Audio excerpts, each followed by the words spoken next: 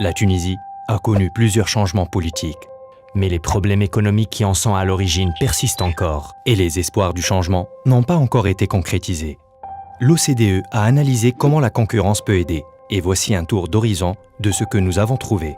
La concurrence est restreinte en Tunisie et le poids des conglomérats pèse sur les marchés.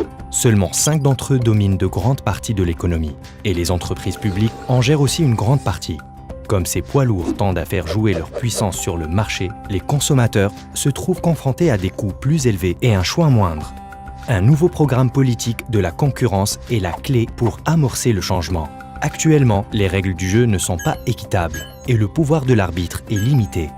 Pour donner au Conseil de la concurrence ce dont il a besoin pour s'appuyer sur sa riche expérience et sa mémoire institutionnelle. Un budget plus important est indispensable pour qu'il soit financé comme ses pairs dans des pays similaires. Ses pouvoirs doivent être renforcés pour s'assurer que les règles sont bien respectées, car c'est à ce moment-là que la concurrence fonctionne et que tout le monde gagne. Le Conseil a son mot à dire quand on parle concurrence, mais il doit avoir plus de liberté pour fixer ses propres objectifs. Actuellement, les responsabilités sont divisées et il y a des chevauchements opérationnels. Il peut soulager le ministère du Commerce qui est déjà suffisamment occupé, ainsi que les régulateurs sectoriels qu'il pourra épauler dans les secteurs des banques, télécoms, assurances et l'audiovisuel, mais tout cela nécessite des ressources et une redéfinition des rôles. Et pour compléter le tableau, il y a un risque de pression externe. Le Conseil s'est adapté pour naviguer dans un environnement complexe, mais il doit être mieux protégé des intérêts des uns et des autres, et son indépendance préservée afin qu'il puisse tenir sa promesse de servir les consommateurs. Pourtant, il doit également s'engager davantage auprès des entreprises dont il surveille les pratiques, afin qu'elles se sentent plus à l'aise à parler de leurs problèmes de concurrence. Nous parlons de Clémence, un programme qui n'a jamais été utilisé. Pas une seule fois en 2 décennies, une entreprise ne s'est manifestée, peut-être parce que les sanctions ne sont pas assez élevées pour rendre les cartels coûteux.